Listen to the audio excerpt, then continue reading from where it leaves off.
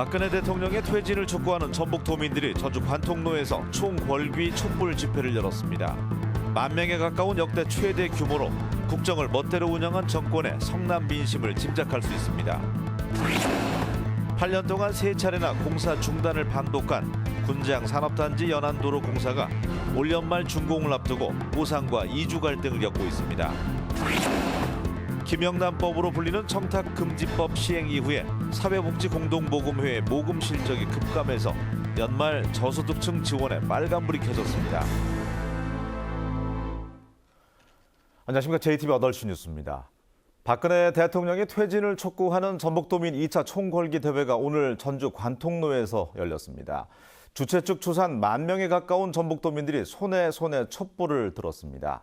10,000명에 가까운 집회 규모는 지난 87년 6월 항쟁 이후에 역대 최대 규모입니다. 김철 기자입니다.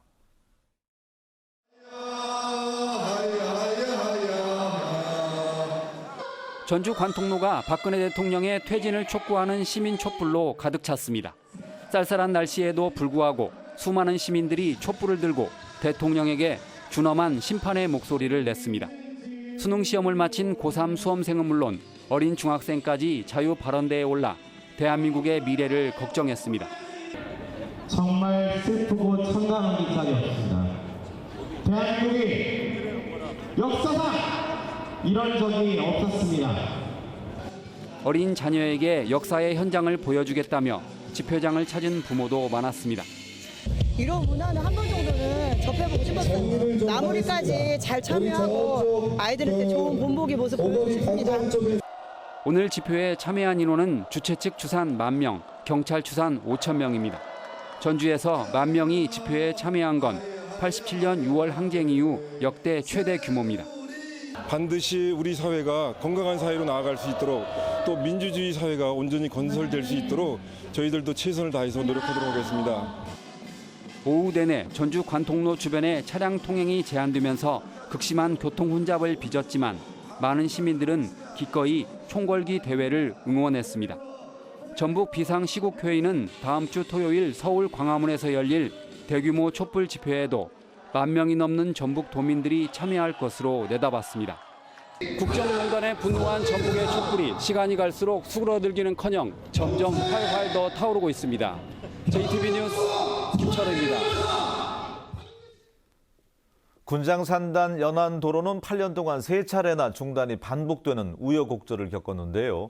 지금은 마무리 단계지만 보상과 이주 문제를 놓고 주민들과 갈등이 커지면서 연말 준공에 다시 먹구름이 끼고 있습니다. 정원익 기자가 보도합니다. 군산시는 교통난을 덜고 산단의 물류 지원을 위해 8년 전부터 군장산단 연안도로를 만들고 있습니다. 4년 전 완공 예정이었지만 교량 높이 문제 등으로 3차례나 중단이 반복됐습니다. 우여곡절 끝에 공사가 재개돼 올해 말 준공을 목표로 마무리 작업이 한창입니다. 모두 490억 원을 들여 1.5km 구간을 폭 35m, 왕복 6차로로 조성할 계획입니다. 하지만 주민들과의 마찰로 다시 공사가 어려움을 겪고 있습니다. 주민들은 소음과 분지는 물론 주택에 금이 가고 갈라지는 등의 피해를 호소하고 있습니다. 불안하죠. 네. 불안해서 그런 게 사실 여기 나와 있는 거예요. 집이라는 것이 금방 넘어질 수도 있잖아요. 쏟아질 수도 있고. 건설사 측이 40가구에 200만 원씩의 보상액을 제시하면서 주민들의 반발은 더욱 거세졌습니다. 더 큰 문제는 이주 대책입니다. 주민들은 군산시가 이주를 약속해놓고 발뺌하고 있다고 주장합니다. 삶의 안식처가 완전히 파괴된 거예요. 한마디로 얘기해서. 이제 긍정적으로 말씀하고 가셨어요. 그래서 우리는 그때까지 기다렸고. 군산시는 이달 말까지 검토하겠다고 밝혔지만 사실상 어렵다는 입장입니다. 이주를 해줘야 할 특별한 명분이 어떤 법적인 기준이나 이런 것들을 찾기가 좀 힘들거든요. 보상과 이주 문제를 둘러싸고 주민들과 군산시, 건설사가 맞서면서 연안도로 공사가 터덕거리고 있습니다.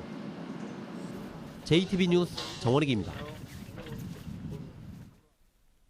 청탁금지법 시행 이후 사회복지공동모금회의 모금 실적이 뚝 떨어졌습니다. 자라보고 놀란 가슴 소뚜껑 보고 놀란다고 기부 활동마저도 행여 저촉되지 않을까 하는 분위기 때문인데요. 연말연시 모금 활동에도 비상이 걸렸습니다. 이승환 기자가 취재했습니다. 개인과 기업의 기부금을 모아 취약계층과 단체에 지원하는 전북 사회복지 공동 모금회.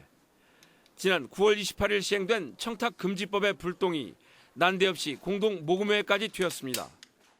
어려운 경제 상황에도 지난 9월 말까지는 지난해 같은 때보다 모금액이 9%나 많았지만 청탁금지법 시행 이후 15% 감소로 크게 줄었습니다. 실상은 전혀 문제가 없는데도 수혜 대상자를 사전에 정하는 지정 기탁이 행여 법에 위배되지 않을까 하는 걱정 때문입니다. 많은 기부자들이 그 청탁금지법이 기부 행위에도 접촉이 되는 게 아니냐라는 문의를 많이 하시고요. 이제 그런 오해 때문에 그런 기부가 줄어드는 현상이 있는 것 같습니다. 드물지만 일선 사회복지 담당 공무원들까지 독지가와 취약계층 연결 활동이 문제가 되진 않는지 문의하는 경우도 있습니다. 전라북도 사회복지 공동 모금회는 오는 21일부터 내년 2월 말까지 연말연시 희망나눔 캠페인을 진행합니다. 통상적으로 이 기간에 모으는 금액이 연중 모금액의 절반을 넘다 보니 최근에 침체된 분위기가 이어지지 않을까 우려하고 있습니다. 지난해 공동 모금회의 전체 모금액은 105억 원. 올해는 70일 동안 60억가량을 모금할 계획이지만 목표에 미달하면 각종 지원 활동이 위축될 수밖에 없습니다. 조금이라도 어려운 분들한테 관심을 좀 가진다면은 그분들이 따뜻한 겨울을 보낼 수 있을 것 같거든요. 그래서 우리 도민들이 조금이라도 좀 참여를 부탁드리겠습니다. 껑충 뛴 물가에 봉사단체들의 김장과 연탄 지원 활동마저 한층 어려워진 상황.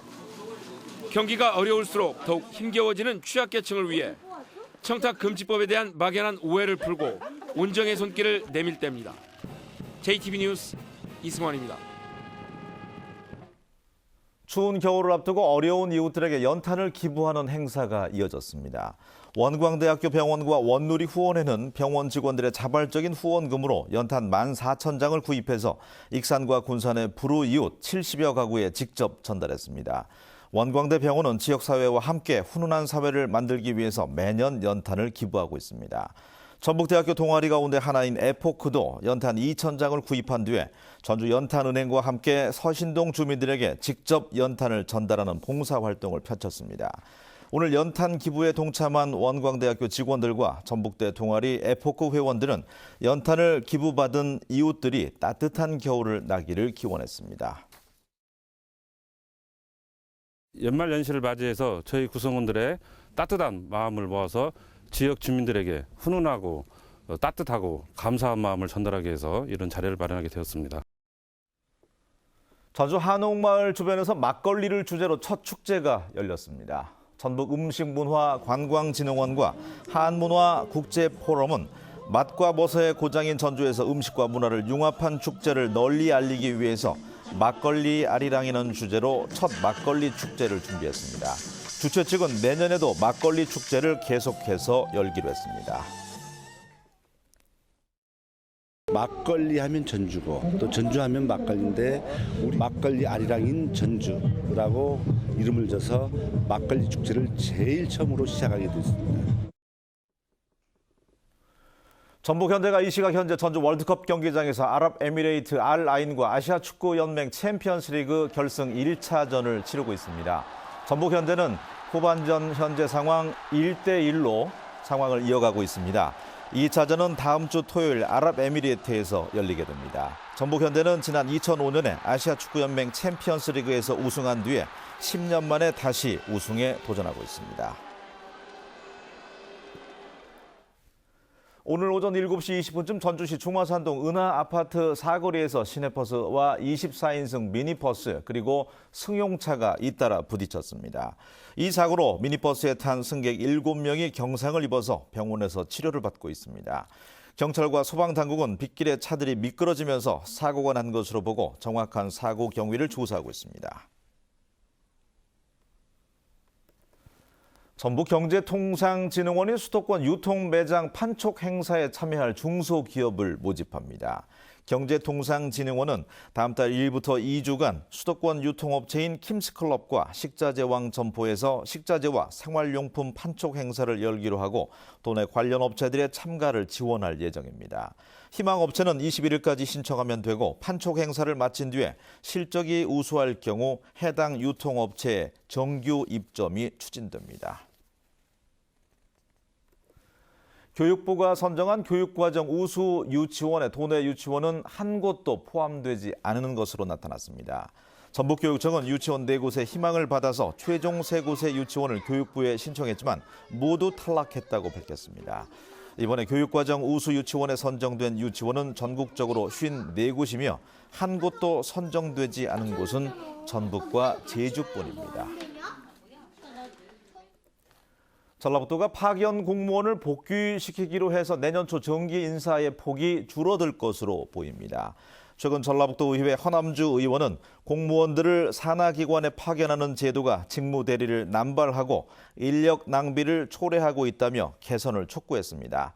이에 따라 전라북도는 67명에 이르는 파견 공무원 가운데 일부를 도청에 복귀시키기로 해서 내년 초에 예정된 국장급과 과장급의 승진폭이 줄어들 것으로 보입니다.